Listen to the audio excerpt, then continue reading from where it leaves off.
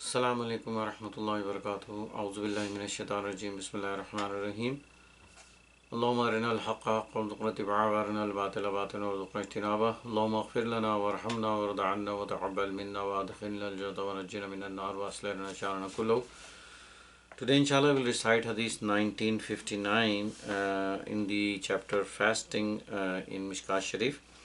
This hadith is also reported by Abu Huraira وعن أبي هريرة رضي الله تعالى عنه قال قال رسول الله صلى الله عليه وسلم كل عمل ابن آدم يضاعف الحسنة بأشر أمثالها إلا 700 ضعف قال الله تعالى إلا الصوم فإنه لي وأنا أجزي به يدعو شهوته وطعامه من أجلي للصائم فرحتان فرحة عند فطره فرحة عند لقاء ربه والخلوف فم الصائم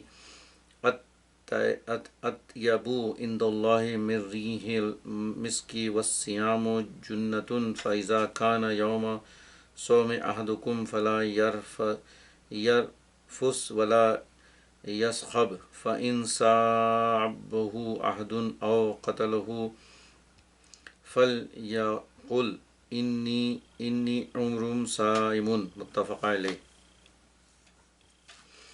Abu Hurairah reported that Rasulullah has said that all Ibn Adam, all the progeny of Adam, whatever they do, Allah subhanahu wa ta'ala has so much mercy that if you do one good deed, Allah will write it as 10 good deeds. This is the mercy especially for the Muslim Ummah, the followers of Muhammad Rasulullah, and this is our beloved messenger is Rahmatul Alameen.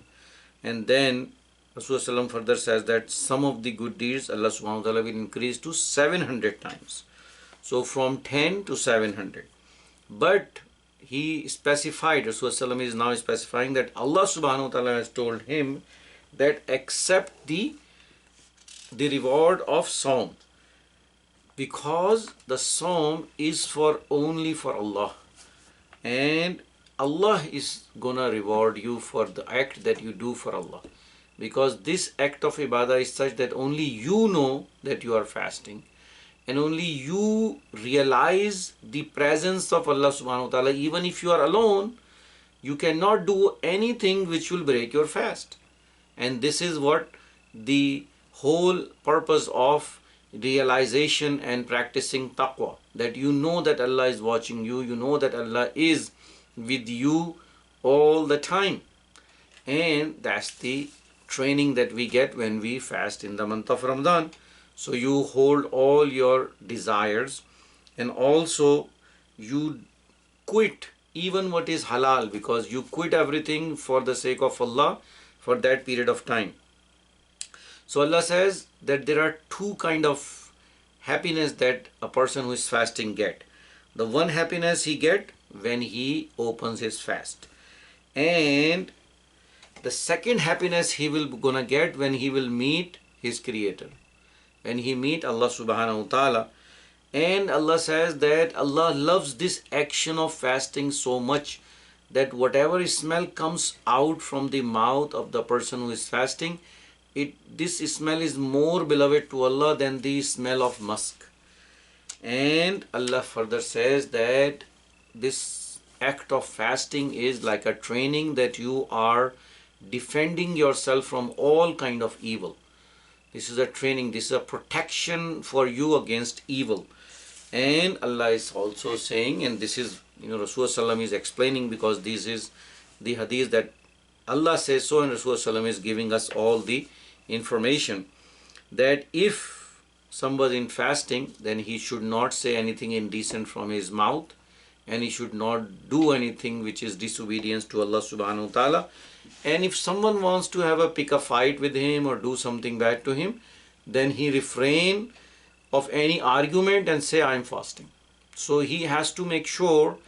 This is another very, very important aspect in this act of obedience to Allah, is that you do not argue with people for any reason.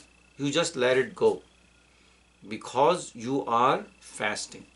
You leave all and everything for Allah. You put your trust in Allah.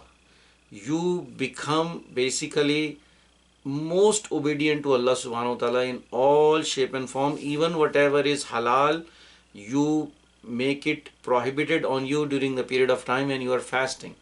So imagine how much this taqwa is on you that you are practicing while you are fasting.